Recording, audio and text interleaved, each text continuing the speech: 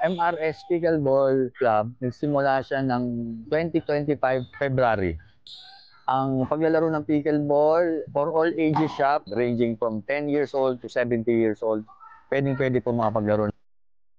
Dito po sa amin, we see to it na yung mga youth namin na 10 years old hanggang 17, makapaglaro po sila. Libre po sila nakapaglalaro. Anytime po gusto nilang maglaro ng pickleball, especially po sa mga open play namin every Tuesday, Thursday, at Sunday. Tara, samahan niyo ako para matutong maglaro ng pickleball dito sa Kwentong Kabarangay.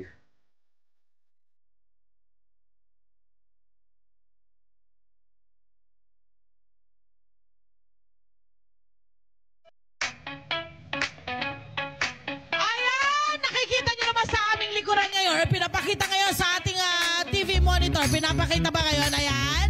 Kung gaano ka-active po ang lifestyle ng mga taga Santa Lucia. Dahil siya po ay may bagong sport ngayon na pinag-aaralan or aral na rin. Ito po ang pickleball. Nauuso po ito ngayon eh. At syempre kasama natin ang kanilang coach na napakahusay. Nagkakwentuhan na kami kanina. Siyang naging dahilan bakit meron ng pickleball sa kanilang barangay. Roderick Sansiangco, sir. Good morning! Magandang umaga din po, Ang galing! Kayo po muna yung natuto ng pickleball. Gaano katagal? Nagsimula ako mag-pickleball last 2 years ago. 2 years ago. Ano yung parang naging, parang nag-push sa inyo na parang interesado akong gawin ito? Kasi ano po tennis player po kasi ko. Ayun! Kaya pala. Actually, sa mga datingan ni Sir, alam mong meron siyang sport at tennis. Alam mo, Sir, ang hirap ng tennis. Yun po isa kung bakit po medyo naisipan namin mag-shift sa pickleball. Dahil medyo umiidad na rin po kasi. Opo. Ano ho ba ang kaibahan ng lakas pagdating or technique ng tennis ball pagdating sa pickleball? Medyo mas hayahay ba ng konti ang pickleball? Medyo hayahay ang pickleball. Dahil una, plastic po yung bola, magaan. Madaling paluin. Oo, paluin. Opo. And the net, yung layo din ng inyong court, hindi rin ganun kahaba. Hindi ganun kalaki, kahaba, kalapad. Hindi ganun ka-wide yung tinatakbo ng player. Hindi katulad sa tennis. At iba rin ho ang gamit nilang raketa. Ito ho ang kanilang raketa. Ano ho ang meron bang specific na, kumbaga, ano ba to, plastic po ba ito? Ano po ba yan? Marami po kasing klase ng labas ng paddle ngayon. Ayun, paddle pala ang tawag. Ayan pa. At ang gaan! Meron bang mas magaan pa rito? Ito na Meron po. pinakamagaan. May mas magaan pa po dyan. Ilan pong ano to? Grams? Grams na lang talaga kasi ang gaan! Mas magaan lang ho yan. Wala pa siguro mga... Wala pang 1 kilo to. Wala ang ganito. Mas maganda ho bang magaan ang paddle? Dumidepende rin po kasi sa player tsaka sa skill niya. Kung gusto niya magaan, kung gusto niya mabigat. Yung iba ho kasi naglalagay pa ng mga pabigat sa paddle para po sa more control tsaka more power ng paddle nila. Ayan, ang galing. At ngayon, marami na nga tayong mga kabarangay ngayon dito na na-impluwensyahan nyo dahil ang ginawa niya raw po, ako na magkukwento sinulatan niya yung barangay. Tapos, yung Homeowners Association, mabuhay ang HOA, ang HOA, dito sa Barangay Santa Lucia dahil himinayaan kayo. Pinagbigyan po kami. Okay. Paano po ba itong, kasi sa badminton, parang dito kayo magsiserve. Same po ba? Meron ano ba yung mga ano ba ang klase ng paglalaro po ng pickleball pala? Kasi po, ang pickleball po kasi, ang sukat ng area ng kanyang laruan, halos kasi laki po ng badminton. Nagkaiba lang po sila pagdating sa service box at saka yung tinatawag po nating kitchen area. Eto. Tapos po, anong scoring din po nito? Ang scoring po dito, may side out po siya. Okay. Kung natatandaan nyo yung scoring na para ng dating volleyball, pagka nagsaserve ka... Yung lumang scoring. Yes.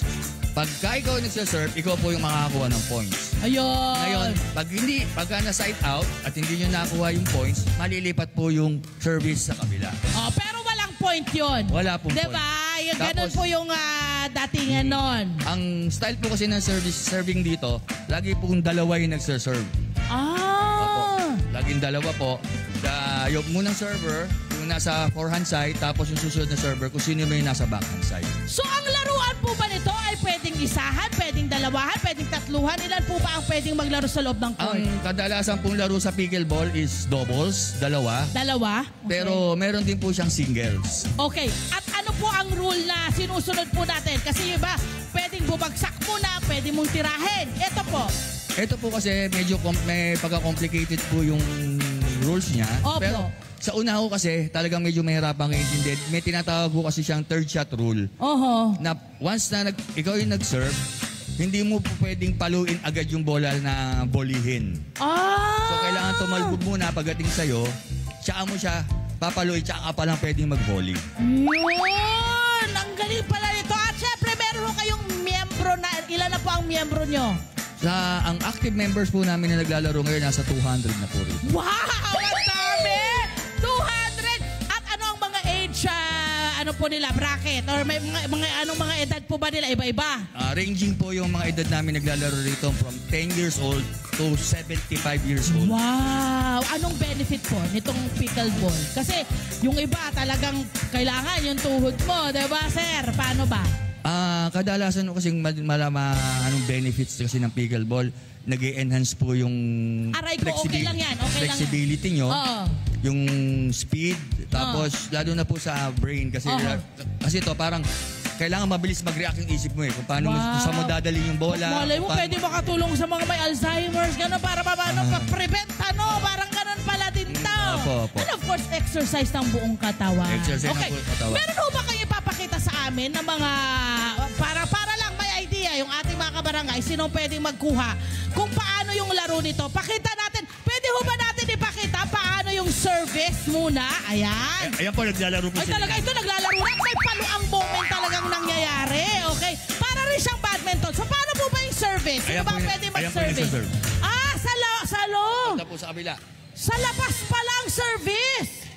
Ayan, at may nag-aabang. Ayun. So, halos parang ano rin, parang tennis na badminton, may combination. Ayan. Ang pickleball po kasi halong combination ng badminton, tennis, ping-pong. Ay, ang dami. Parang breed po siya ng racket sports. Grabe. Dito po kasi may stroke tayo ng forehand, Aha. forehand, backhand. May volley din po tayo. Ano ang dapat malakas sa katawan mo kapag nilalaro nyo po ito? Kumusta po ang ating wrist? Kasi diba, kailangan yun ang ano eh. Actually, hindi naman po kasi talaga yung wrist ang ginagamit natin. Yung buong arms, tsaka yung buong body natin. Once na nag-hit tayo ng bola. Nagtitraining daw ho kayo ng mga kabataan. Opo. Wow, bakit ho parang tina-target nyo yung ating mga kabataan? Una po, since na fast-growing sports po natin ngayon yung pickleball dito sa Pilipinas, ini-encourage namin yung mga kabataan na maglaro. Kesa yung, siyempre, nakikita na po Gadget! natin. Gadget! Sabihin nyo na ito totoo! Kasama po dyan, sabihin natin. Yung mga, kesa nakaupo lang, gadget, maghapon hanggang gabi. Sir, tama yung sinasabi nyo po. Yung po yung una namin inaalis sa mga bata. Yes. Kaya po yung mga parents ng mga naglalaro, dinadala po sila rito. Nung una po, kung makikita nyo yung mga bata na dyan sa bleachers, nakaupo, puro gadget ang hawak. Pero lately, puro paddle na po ang hawak nila.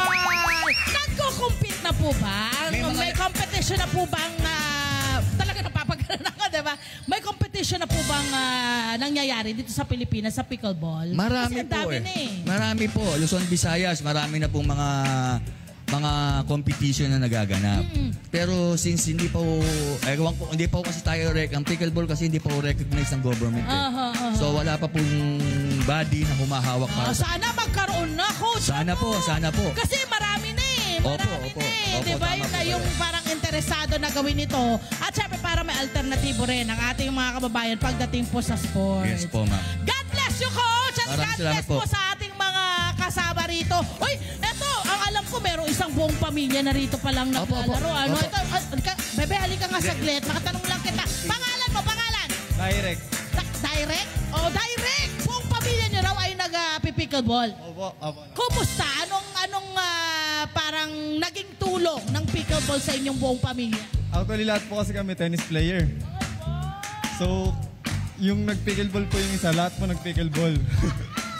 So, mahilig talaga kayo sa sport? Opo, sporty po lahat. Paki-hi mo na lang ako sa buong pamilya mo, ha? Ayan. Hello. Ayan naman. Maraming pamilya rin po to. Ah, Yan po, buong pamilya rin po nagpipickleball to. Sino nauna sa pamilya nyo? Ikaw o yung iba mong pamilya? Yung asawa ko at mga anak ko po. Asawa mo na una. Tapos, paano ka nasabi? Hoy, samahan mo ako. Ano ba sinabi ni Sweetheart? Ano bang pangalan mo na ni Sweetheart? Michelle. Michelle, anong baliktad? Anong sinabi mong baliktad? Anong baliktad? Baliktad ba? Ikaw ang nagano. Ako yung nag-aya, tapos siya yung na-addict na rin ako. Yun. Magandang addict yun. Magandang addiction yun. Walang problema. Naku naman, palakpakan naman natin ang ating mga pickleball players. Thank you, Coach Roderick at sa kanyang team na nandito po kayo. Maraming salamat.